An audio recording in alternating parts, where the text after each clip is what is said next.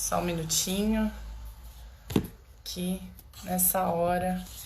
Ainda bem que é rede social, né? Então a gente pode ir conversando aqui. Mas a nossa dinâmica vai ser conversar. Vocês mandem as perguntas, por favor. E se a gente não conseguir responder durante a live, a gente vai fazer os posts de resposta para que a gente consiga atender todas as dúvidas. Porque esse sempre é o nosso objetivo, né? Conseguir levar a informação para o produtor de leite. Tô tendo algum problema aqui, meu Deus? Vamos ver aqui. Ronaldo, se você conseguir me chamar, não sei o que aconteceu. Compartilhar comigo o convite, se você puder entrar, eu aceito você aqui. Tentei 2 vezes. Que bacana, já temos bastante gente. Falem de onde vocês são, quem produz leite, quem que tá nesse... quem é produtor mesmo, quem é técnico, né? A intenção é que a gente também se encontre, faça os nossos contatos. A gente agradece também o apoio das empresas que entraram com a gente na ideia dessa ação. A Biogênesis Bagô, que é uma das nossas... tá dando esse apoio pra gente. Ai. Tá dando algum erro no meu convite. Então eu vou pedir pro Ronaldo. Ronaldo, se você puder, por favor, envia pra mim a solicitação que eu aceito você aqui, tá bom? Ah, olha lá, tem gente do interior de São Paulo. Tem gente que tá só de olho. Paraíba, pequeno produtor de leite. Sim, a ideia é atender muito esse público, pequeno produtor, que às vezes não tem tanta informação. Esse horário tá bom pra vocês também? Acho que é um horário que a gente já almoçou, né? E ainda dá pra dar uma esperada pra voltar pro campo. Ronaldo, se você puder, mais uma vez aqui chamando. Olha só, de Miracema, Rio de Janeiro. Eu aceito você aqui. E se vocês também quiserem já ir colocando quais são os principais problemas que vocês estão enfrentando aí na região, relacionado ao que é possível fazer, né? De Bahia, Pindaí, que legal. Para conseguir enfrentar esse problema que a gente vive hoje, de restrições, né, de todo mundo. Olha lá, Sorocaba, São Paulo, minha cidade. Dani, se você conseguir falar com o Ronaldo também, às vezes ele pode estar com algum problema, aí você me dá um apoio. Mas a gente, pelo que a gente pesquisou, a gente sente muito os reflexos, né, de todos os jeitos, tanto do consumo, como também dos custos de produção. E a gente tem que se manter no campo, produzindo leite para todas essas pessoas e também tomando todos os cuidados, todas as iniciativas para que isso ocorra. A gente consiga manter o negócio, consiga manter a produção, mas também com muita dificuldade, né? A gente viu muita gente falando dos problemas de conseguir manter a equipe com distanciamentos, ônibus, tendo que mudar a rotina, desde o almoço, né, das pessoas. Antes muitas fazendas tinham a produção do almoço para a equipe ali, agora, caso da gente ter nesse momento de pandemia, vem as marmitas, além do cuidado com os animais. Então é uma série de coisas, né, que a gente tem que fazer ao mesmo tempo para conseguir esse sucesso, esse retorno. Eu tô ainda aguardando o Ronaldo. Logo eu acho que ele consegue entrar lá. E a intenção é essa, é a gente falar desse cenário que a gente vive. A gente teve um aumento muito, muito grande nas questões de farelo de soja, da soja, principalmente relacionado ao dólar. E aí a gente fica imaginando, né, o dólar, qual é a relação dele com a soja? Por que isso afeta o meu pequeno produtor de leite, desse que tá no interior da Bahia, de muitos lugares? Isso que o Ronaldo vai explicar pra gente também, e algumas alternativas. E como ele é do programa Balde Cheio, que é um programa bem bacana, tradicional, que a gente fala bastante na revista, Ele vai trazer alguns exemplos do que o produtor pode fazer, né? Boa tarde, olha que legal, Patinga, Minas Gerais. Obrigada aí a todos que estão participando conosco. A gente está fazendo essa live pensando em custos de produção pro... Ok, ele está com algum probleminha, ele já entra. Então a gente vai conversando aqui enquanto a gente puder. E fiquem aí, por favor, para que a gente consiga manter essa conversa, né? Então, e trazer esses bons resultados para nossa... Bons resultados não, na verdade são boas ideias, porque todo mundo está vivendo a mesma dificuldade, então é importante que a gente aprenda uns com os outros, para que a gente consiga...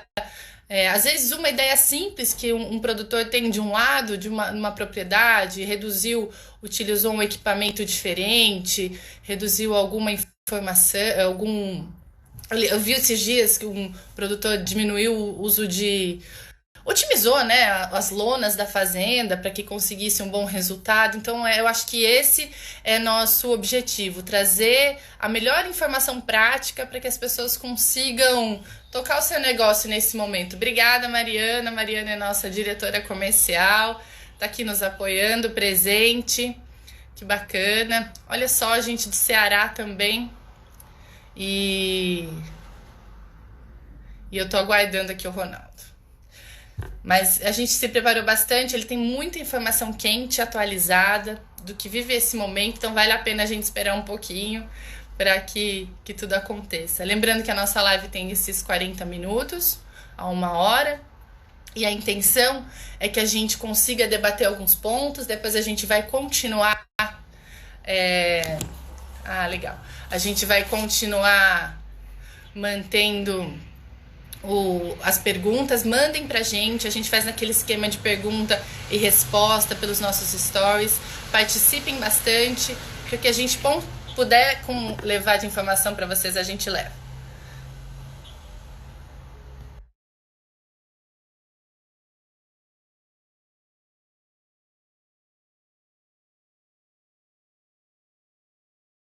Que bom. Sim, a gente conversou um pouco, né? Isso foi ótimo também aqui. Que bacana.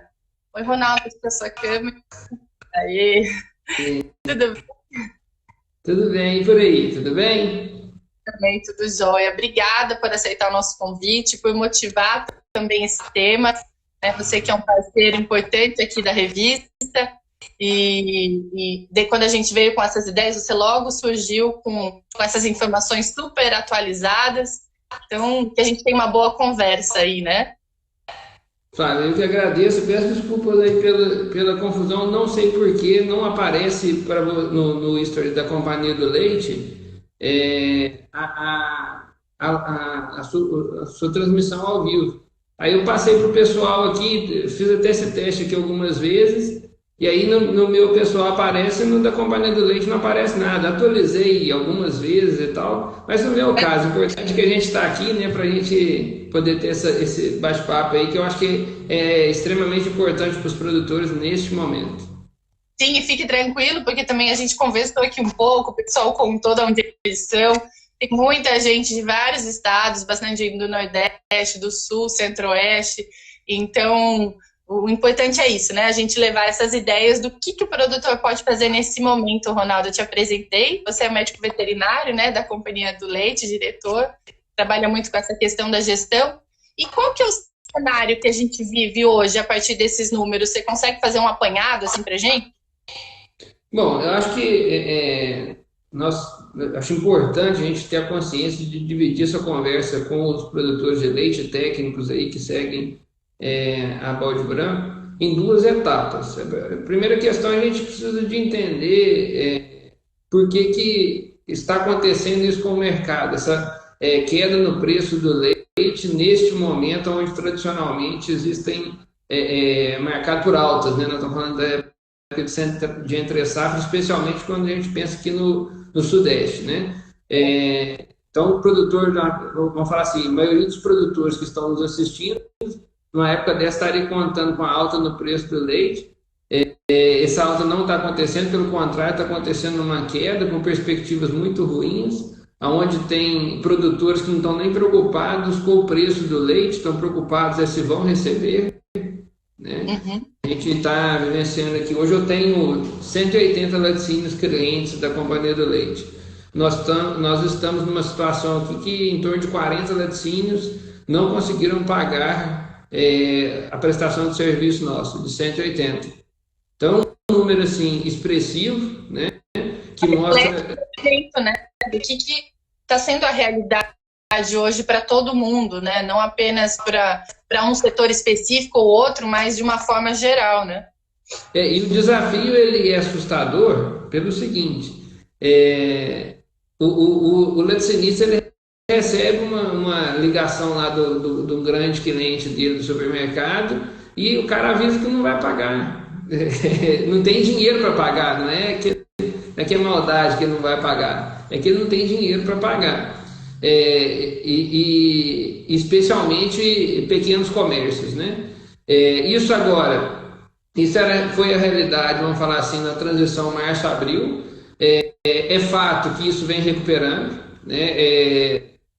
Vou dar exemplo, Minas Gerais, aí, mais de 50% da cidade já reabriram os comércios, então nós estamos começando, eu acho que nós já passamos do fundo do poço em relação a esse problema mais grave, e nós estamos começando a recuperar, né? Estamos saindo do toledo.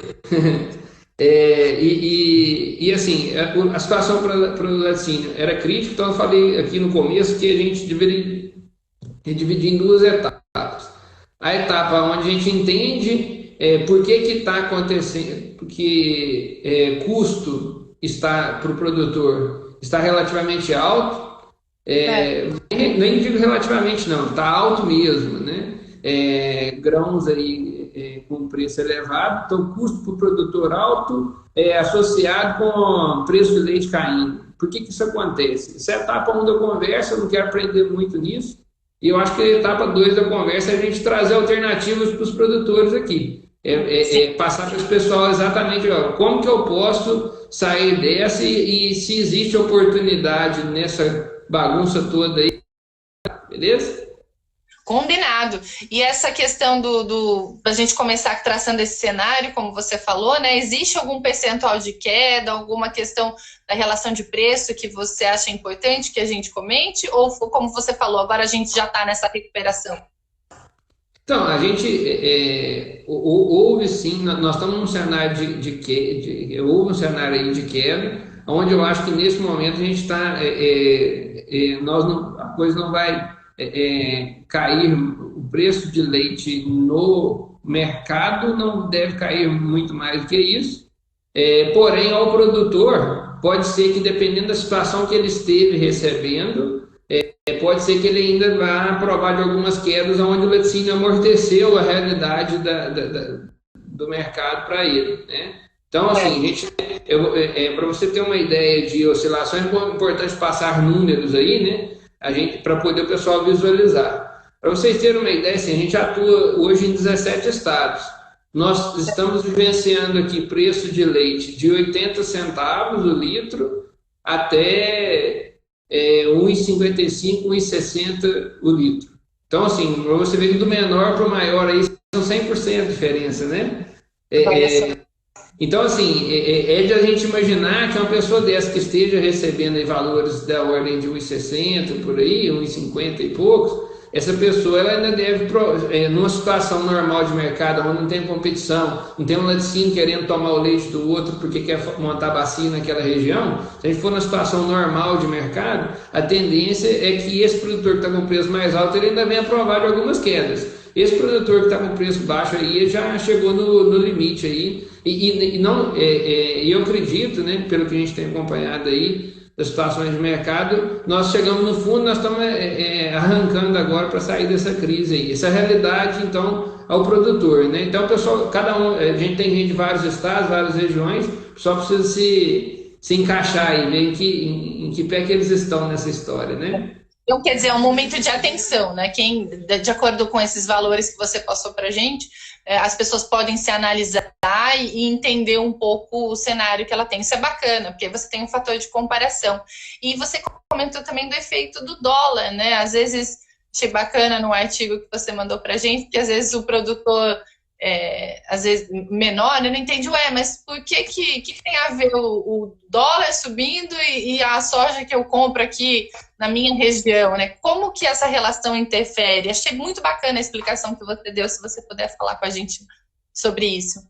Então, assim, acho até oportuno essa pergunta para a gente ilustrar para o pessoal o seguinte: o que controla o preço de leite lá na bacia leiteira onde o cara está trabalhando é diferente daquilo que controla o preço, o custo dos insumos dele. Apesar de ter uma influência de médio prazo, a gente precisa de entender, né, o produtor precisa de entender o que controla preço de leite lá no campo, né?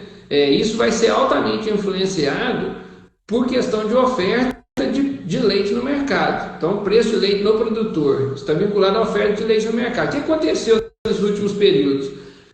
Uma mudança de perfil de consumo do consumidor, onde ele praticamente fechou a porta para os queijos e outros lácteos e se mantém o consumo de leite, né, por ser um produto base mesmo, né, base de alimentação de crianças. Então, consumo de leite menos afetado, consumo de queijo altamente afetado. Esse leite que era utilizado para queijo, ele foi desviado para ser ofertado para a indústria do leite, que continua vendendo. Essa oferta para a indústria de leite jogou o preço da negociação de preço de leite para baixo.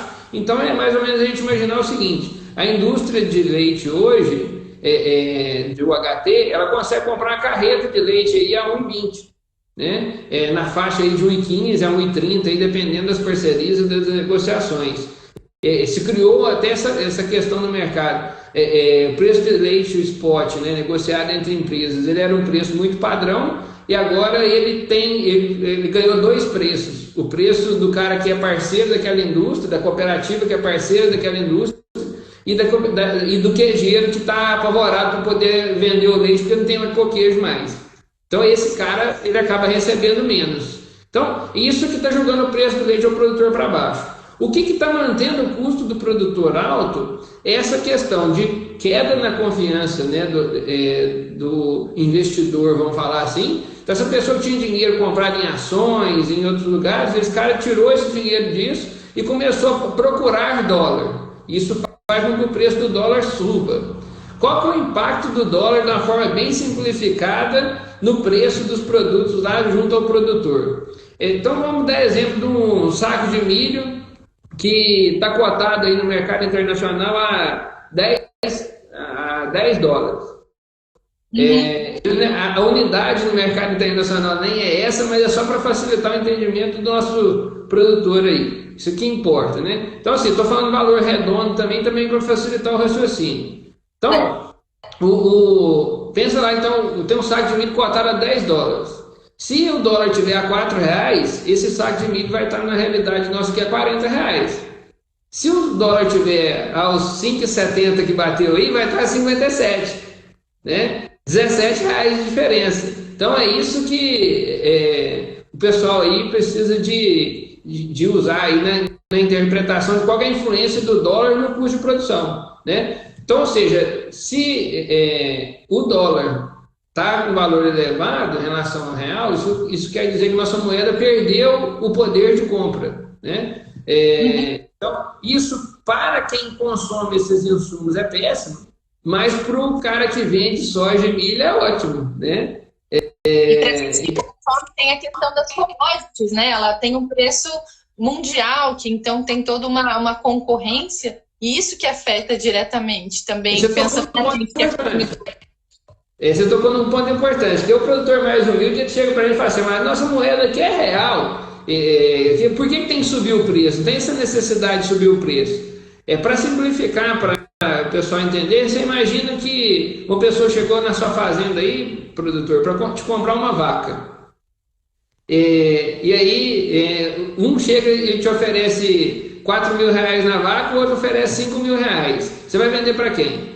A realidade das commodities agrícolas, ela é a mesma. Não adianta a gente pensar que nós estamos aqui no Brasil, vamos fazer a soja mais barata para a gente aqui. Não existe isso, né? Se você não pagar no nosso exemplo do milho aos R$ 57, o chinês paga, não tem dessa. Então, o impacto do dólar ele é esse, né? Acho que não compensa nem a gente ficar, às vezes, prolongando mais nesse sentido, que eu acho que, até por os valores serem redondos aí, acho que o pessoal conseguiu entender. Se alguém teve alguma dúvida em relação a isso aí, dessa influência, pode ir perguntando aí, que a gente vai estar esclarecendo. Mandar um abraço para a Mariana aí, eu vi que ela acabou de entrar com a gente aí, Mariana da Balde Branco, para toda a diretoria da Balde.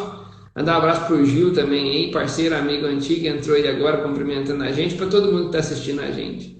Bacana. E a gente traçando esse cenário, né, que você descreveu para a gente, o que eu posso fazer dentro da minha propriedade, pensando em alguns pontos, né? A gente pode falar bastante sobre isso, que acho que é o nosso foco aqui. Começando pela nutrição, por essas questões. O que ele pode se ater a isso?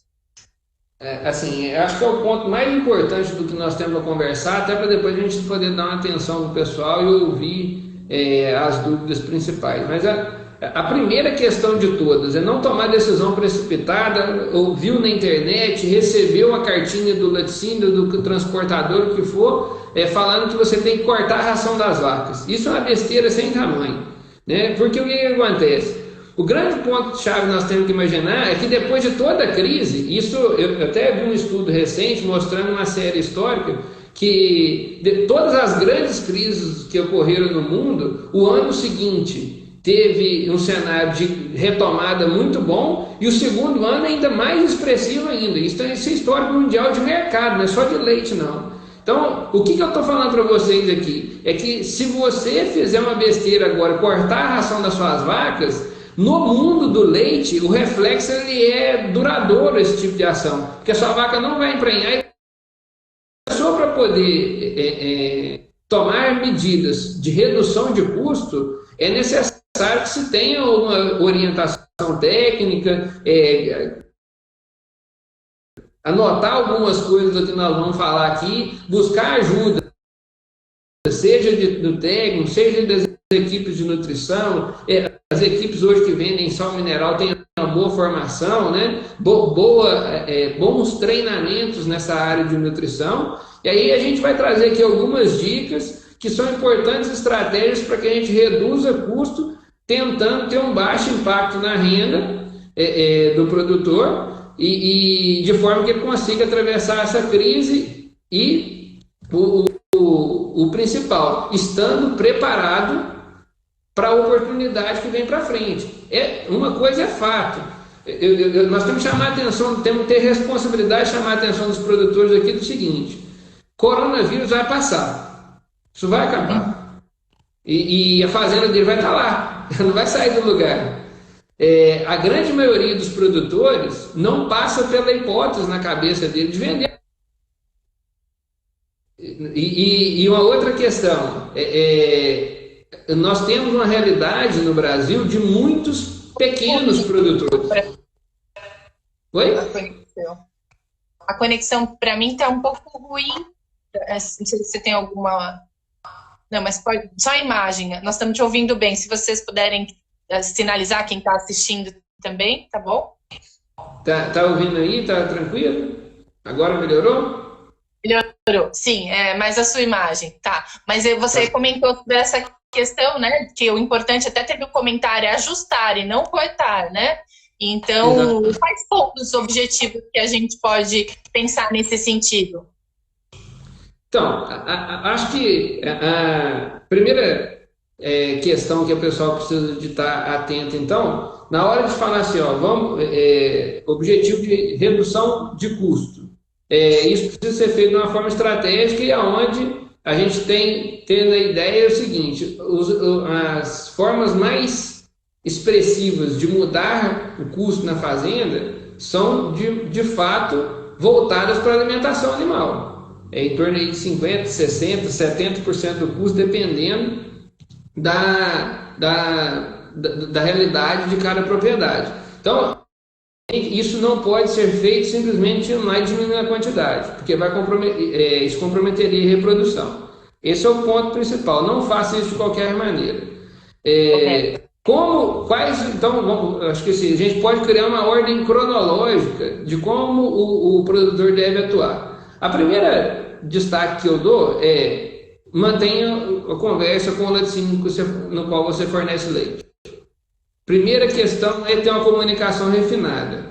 Se você estiver diante de um laticínio que está passando por problemas graves financeiros, você precisa de apurar isso com o laticínio, entender essa situação com o laticínio e, dependendo, você nesse momento trocar de empresa na qual você fornece leite, você está ajudando o laticínio, né? Que está na situação com estoque elevado e às vezes comprando leite por um preço e vendendo por menos, né? Então, assim, cabe ter uma conversa franca, direta, né?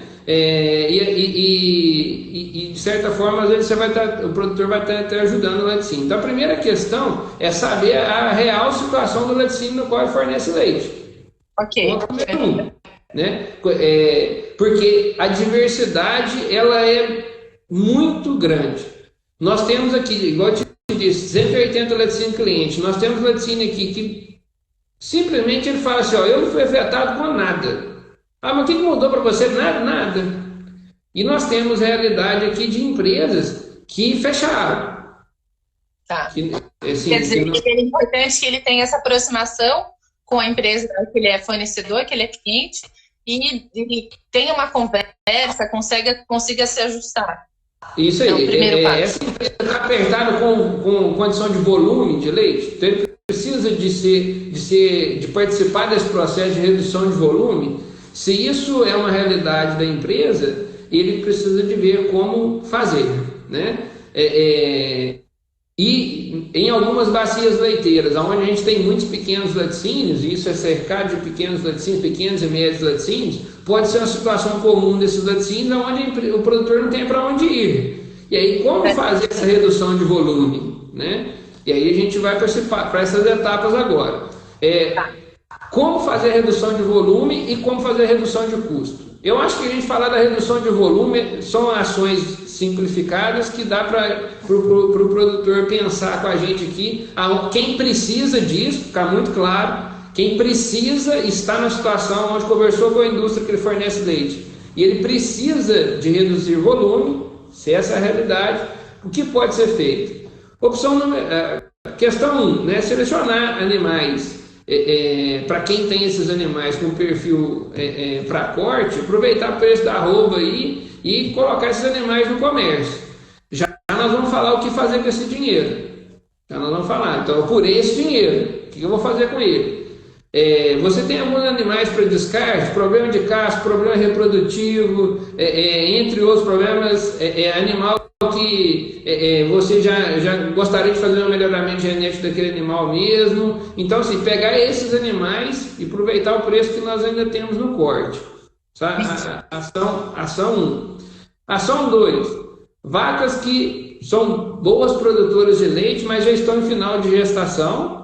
Em 6 meses, 5 meses e meio de gestação, e às vezes estão produzindo pouco leite, fazer secagem desses animais, né? Então, assim, tentar ver quais animais que seria econômico secar nesse momento, onde você tem um custo de produção que está elevado, está na época da seca, o animal está confinado, né? Está caminhando aí, entrando na época da seca, o animal às vezes vai estar confinado. Você está dando ali silagem de milho para esse animal e tratando ele com ração, a gente brinca que é tirar o leite da vaca beber, né? Em outras palavras, seria assim, eu consumir todo o dinheiro do leite daquela vaca para manter ela ali. Então, às vezes, pegar esse animal, soltar ele para o pasto é melhor. Com essas duas sugestões, você dividir o pão, né? Você coloca cada um na sua caixinha, seria isso? Exatamente. Então, a sua leitura foi muito boa. O que nós fizemos na prática, então, foi... nós estamos deixando animais que são mais produtivos no rebanho, né, que deixam a margem de contribuição maior, né? Receita menos despesa desse animal deixa a margem de contribuição boa. Então, eu vou focar em deixar esses animais. Esses animais coincidem com aqueles animais que estão vazios ainda, vaca que está no começo de lactação, né? Então, ou seja, esse animal ele precisa continuar sendo bem alimentado. Porque se eu cortar a alimentação desse animal, eu vou cair naquele problema que nós falamos. Eu vou perder a oportunidade do ano que vem. Né? Correto. O pessoal precisa estar alerta a essa questão. Então, falamos da onde aí nós podemos pensar em corte no volume. O que fazer com esse dinheiro dos animais que eu descartei? Essa é um toque aqui bem interessante. Se eu pegar, vamos dar um exemplo aí, vendi hoje aí a vaca aí na faixa de R$2.000 a R$2.500 no corte, pelo preço da arroba aí, é um valor assim, muito representa. O pessoal pode contribuir com a gente, né, Ronaldo? Colocar os preços da região, como é que está a venda das vacas, aí a gente pode também nos comentários. A gente pode trazer exemplos aí dentro da realidade do pessoal aí. Mas assim, para a gente ter uma ideia desses do que o cara pode fazer com esse dinheiro, se ele vender lá 10 vacas nessa faixa aí de R$2.500, ele consegue comprar aproximadamente em torno aí de 10 aí, em torno de R$2.500, ele vai comprar as 10, ou seja, vai trocar uma por uma. Essa novilha, que a gente, nos próximos 2 meses, a gente emprenhar essa novilha, e ela tem 9 meses de gestação, ela vem a parir aí, aproximadamente, aí, vamos falar aí a abril, dependendo de quanto tempo que a pessoa gastar, mas vamos falar assim que ela vai parir na entrada da seca do ano que vem, certo? Ou seja, exatamente onde... Né? Então, assim, essa novilha, a hora que ela parir lá, ela vale no mínimo o dobro do preço que pagou nela. É bem realidade de mercado, entendeu, Flávio? O cara vai comprar ela em torno de 2.500, ela vai dobrar de preço. Se ele comprar por 3, ela vai para 6. Se ele comprar por 3.500, ela vai para 7. Isso vai mudar a genética dela. Ele resolve esse problema de hoje, né? Que ele tem esse número de animais sendo alimentados e ele garante para esse possível alta que a gente pode ter depois que isso tudo passar, né? E o pulo do gato do negócio é que essa valorização da novilha menos o que você gastou, é provável que dê mais dinheiro do que a margem bruta de uma vaca. Ou seja, pensar uma lactação na vaca durante um ano, onde ela produziu R$5.000 em leite, eu gastei R$3.500 para dar aquela comida, ela me deu R$1.500 de margem, certo? Numa situação onde eu estou com um custo elevado, pode ser que eu gaste mais do que esses R$3.500 e diminua a margem de uma vaca. Para eu poder terminar essa novilha, vamos falar que essa novilha que eu dei o exemplo aqui, ela passou a custar R$5.000, variou R$2.500. Mas para eu terminar ela, eu gastei 1.000. Aí, ou seja, eu teve os mesmos 1.500 aí, né? E menos serviço, tirei leite do mercado no momento que o mercado não queria e devolvo leite para o mercado no momento que o mercado precisa. Então, se você souber aplicar esse dinheiro dos animais que você descartou, você ajuda o laticínio que você trabalha com ele sem perder nenhum real. Entendeu? Entendi, é um bom caminho, é uma sugestão de um caminho bem eficiente. E esses animais que ficam na fazenda, essa nutrição, há algum ajuste, alguma questão, pode pensar em algum balanceamento diferente de dieta? Agora vamos falar de quem ficou, né? Porque não dá para sair todo mundo. Isso é uma questão que os produtores apertam muito, até de forma agressiva, porque às vezes não deu tempo da pessoa conversar sobre essa pauta, como nós estamos buscando aqui, corta a ração das vacas, vende vaca, o produtor fica muito bravo, porque às vezes tem uma seleção genética na propriedade do cara de 30 anos, de 35 anos, de uma vida, né? Então não dá para vender todo mundo, isso é sem noção, né? Então, o que fazer com esses animais que ficaram na propriedade? Vamos lá. Primeiro ponto, vacas de lote 1. Nós podemos pensar em tentar fazer uma dieta um pouco mais energética para essas vacas, mesmo aceitando que ela vai dar uma ração mais barata para essas vacas, às vezes buscando alimentos alternativos, que são vinculados à região, onde tem polpa cítrica, que seja polpa. Gente, o que é? São os animais de maior ou de menor produção? Quando eu falo lote 1, eu estou falando de animais de maior produção, seja aquelas vacas que estão no terço inicial de lactação. Normalmente não, são as vacas que ainda estão vazias na fazenda, né? E aí a gente fazer para essas vacas aí, tentar. Eu preciso atender à necessidade desses animais. Nesses animais não dá para inventar moda, certo? Correto. Então é dieta do que aqueles animais precisam ali. O que pode se pensar para esses animais seria a busca de alimentos alternativos, né? Para poder tentar baratear custo. Uma das estratégias seria, por exemplo, milho reidratado. Quem tiver alguma dúvida sobre isso aí, dá para entrar lá no canal nosso lá da TVC do Leite, lá tem um pouco de material disso, pode fazer contato com a gente aí também, a gente pode tentar fornecer material para poder auxiliar o pessoal nessa técnica, mas basicamente é uma técnica que vai reduzir aproximadamente em torno de 30% no gasto com concentrado, no gasto com milho na fazenda, né? A técnica aumenta muito a digestibilidade. A outra questão seria a busca desses alimentos alternativos que a gente deu exemplo, né? Polpa cítrica, caroço de algodão, entre outros farelos aí que podem ser utilizados, né? E muito comumente encontrados por aí, dependendo da região. Então, a gente, essa aí é um dos caminhos. Vaca lote 1. Vaca emprenhou, lote 2, terço médio de lactação para frente. A gente sugere que o pessoal busque tentar, nesse período mais crítico, aumentar a proteína da dieta desses animais e diminuir a quantidade de concentrado fornecido, tentando forçar esses animais a buscar energia vinda do volumoso, né? Para quem tiver estoque volumoso, isso pode ser uma boa estratégia, né? Então, se você tem lá um capim que está meio passado, tem uma cana que está passada, ou mesmo a cana que está no ponto, você tem isso em quantidade, faz o seu animal buscar o máximo de energia no volumoso, que é barato, que está no estoque, que está pago, né? E diminui a quantidade de concentrado, fornecendo um concentrado um pouco mais de proteína. Esse acréscimo de proteína, ele pode ser feito utilizando de ureia, seja ela ureia de liberação lenta ou mesmo a ureia comum aí. Essa inclusão de ureia, né, precisa ser orientada, precisa fazer uma transição, né,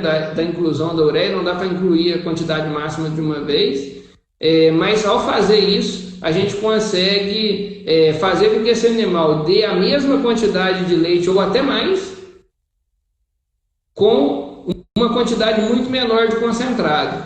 Nós já fizemos essa operação aqui em alguns cenários, mais ou menos aí a gente consegue fazer a vaca dar o mesmo leite ganhando R$1 por vaca no custo, reduzindo R$1 por vaca no gasto com concentrado. Pensando em um rebanho de média de 15 litros de leite, como que foi a maioria dos que a gente fez esse tipo de operação.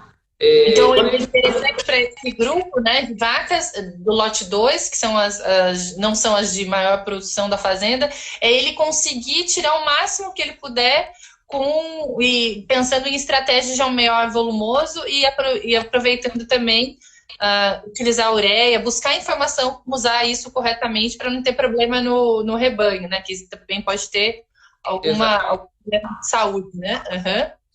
Subindo a ureia, a ideia seria subir a proteína bruta no concentrado, fazendo o animal buscar o máximo de energia no volumoso. Mecanismo de subir isso de uma forma barata, a utilização da ureia. Então, um risco da ureia é o consumo abrupto. Se eu misturar ela no volumoso, o animal não consegue comer de uma vez. E aí é só buscar as orientações aí para poder fazer isso na quantidade certa também, que consegue. A referência dá para buscar e reduzir em torno de R$1 por vaca, ou em alguns casos até mais. Correto. Correto. E a gente... Né, o cara atravessar o período de crise, entende? E essas dicas bem práticas são muito importantes para o produtor, né? Porque às vezes ele passa a querer usar, mas ele tem que ter noção dos detalhes que ele precisa entender para conseguir ter toda essa reorganização. Uhum. Bom, então, nós falamos aí dessa parte do pessoal, estratégias na nutrição, né, que trazem alto impacto de redução de custo para os produtores. E aí, assim, a gente está chamando a atenção disso porque ele não volto a insistir, não pode penalizar lote inicial de lactação. Esse aí tem que fornecer exigência, essa vaca continuar emprenhando, né? Mineral nela e tal. Não cai nessa besteira de cortar o mineral porque você não tem nenhum reflexo no curto prazo, porque acaba que passa desapercebido os problemas na reprodução, né? Então, correto. São estratégias aí que vêm a agregar bastante. Aí tem uma pergunta aqui relacionada à nutrição, antes que você passe para um outro ponto.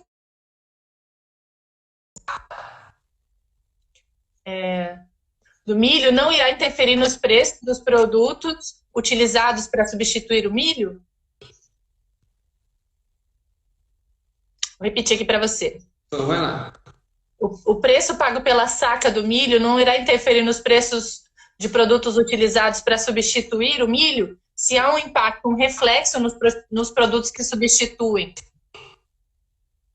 Muito bom. Essa pergunta ela é muito interessante e ela é muito pertinente pelo seguinte: muitas das vezes, quando a gente vai fazer essa substituição, seja pelo ingrediente proteico ou pelo energético, seja da soja ou seja do milho, acontece de algumas pessoas fazerem besteira nisso porque foram enganadas pelo valor nutricional do alimento no qual eles escolheram e acaba que essa substituição acaba encarecendo o processo. O que essa pessoa perguntou está completamente certo. Então, exemplo, o preço de milho está subindo, vai puxar preço de polpa e assim vai.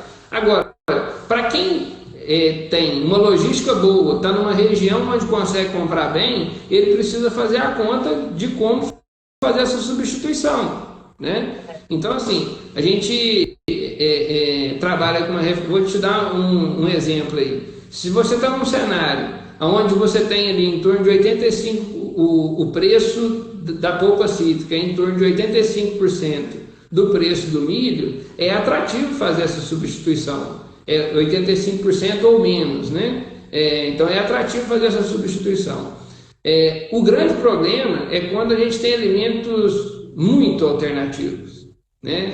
Eu vou utilizar uma casca de abacaxi, que tem um monte lá no Triângulo Mineiro, quero usar lá uma casca de abacaxi em substituição de alguma coisa. Ou vou fazer isso, vamos fazer uma análise desse produto, vamos ver matéria seca desse produto, vamos ver como que, se esse produto de fato vai agregar, vai reduzir custo mesmo ou não. A gente tem aqui na região sul de Minas a situação de umas massas de mandioca, massa de soja, que são alimentos que vêm com altíssimo teor de umidade. Então a pessoa vê aquele volume, acha que está dando muita ração para a vaca, quando na verdade 50%, 60% daquilo é água. Então, e aí às vezes paga caro naquilo, paga caro no frete, acha que está reduzindo o custo e na verdade a coisa está piorando. Então temos que tomar cuidado aí na hora de fazer essa substituição. Claro, para essas alternativas, ele pode pedir uma análise, buscar uma análise na região, ele vai fazer um pequeno teste. Qual que é a prática?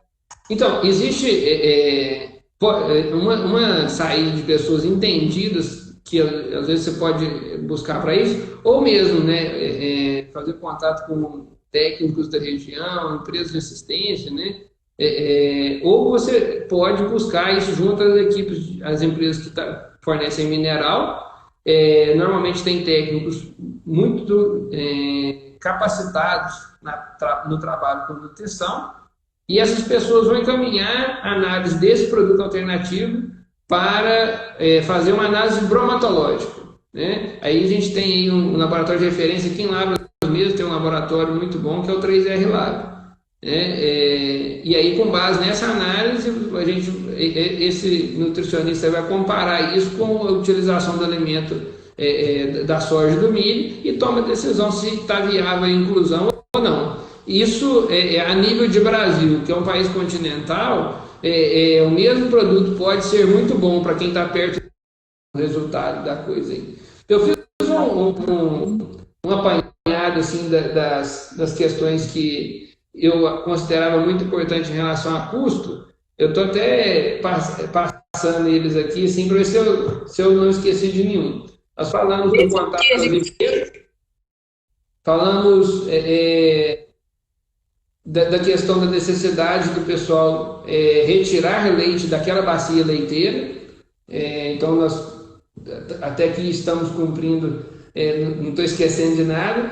Falando dos ajustes na dieta das vacas, que ficou claro também para o pessoal dessa questão de das vacas do lote inicial, não penalizar elas, e trabalhar essa questão da proteína nos lotes 2 e 3 aí. Para fazer isso aí é muito importante buscar uma orientação, não dá para ser muito aleatório. Mas para se ter uma ideia de importância, um ganho em torno de R$ 1 por vaca é perfeitamente possível.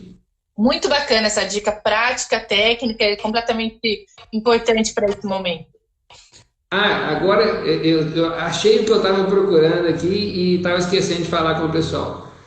Para que a gente não perca a oportunidade de ganhar dinheiro no ano que vem, essa dica aqui ela é muito importante e muitas pessoas não vão errar ela, não vão fazer, que é preparar volumoso para o ano seguinte.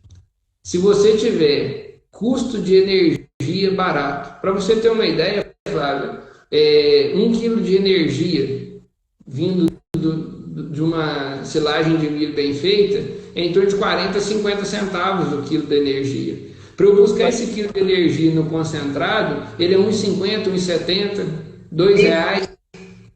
Entendeu? Então, assim, é muito mais barato você buscar energia no volumoso.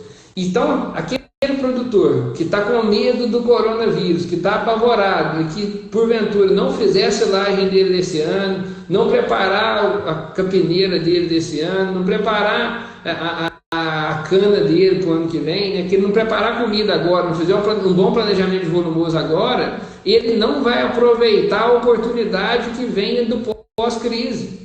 Né? Então, ou seja, a gente quer deixar essa dica para os produtores: não faça a sua crise estender mais do que a crise real. Né? Correto. Errar em nutrição pode, no curto prazo. Se você erra na nutrição agora, você compromete a reprodução, perde dinheiro ano que vem. Sua crise fica maior do que a do resto do mercado. Se você não tiver comida no ano que vem, só mudou a posição, né? Ou seja, chega no ano que vem você não consegue também aproveitar o que a gente pode ter de ganho do mercado. Então, essa era outra dica que eu considero assim, extremamente importante e que os produtores não podem errar para não perder dinheiro para o ano seguinte.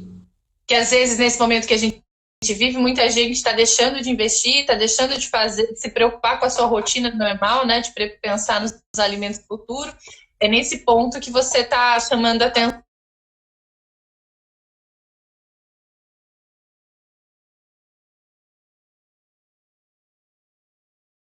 Está quebrando, esse medo do cara não pagar, esse medo ele acaba apavorando os produtores e pode levar algumas pessoas a não fazer investimento na alimentação dos animais no ano que vem. Se você está de plano de manter a quantidade de animais, ou está de plano até mesmo de aproveitar essa oportunidade para o ano seguinte, tem a grande probabilidade de preço de leite ganhar um preço considerável, né? Ou seja, de ser um ano bom e o ano posterior a ele ainda ser um ano melhor ainda, se essa é a tendência do que aconteceu após todas as crises históricas que nós tivemos, se você está de plano, tem essa ideia de preparar para crescer, não começou, precisa ser feito agora. Sem volumoso, vai ficar mais caro tirar leite, você vai perder a oportunidade de ganhar dinheiro. Legal. E a gente tem mais uns 5 minutinhos. Eu queria que você falasse um pouquinho da parte de saúde animal, né? Esse é um quesito que ele não tem uma parcela tão grande dentro dos custos, mas é de extrema importância para que a gente consiga manter o rebanho sadio e produtivo. Bom, você tocou num ponto que até já vou convidar o pessoal, né? A gente vai fazer em breve uma live falando só desse assunto. A Deliane, que é supervisora da equipe nossa aqui, está extremamente preocupada com essa pauta, porque nós estamos tendo gravíssimos problemas com brucelose e tuberculose, com essas questões de confinamento, fechando vaca com brucelose, tuberculose e composto, né?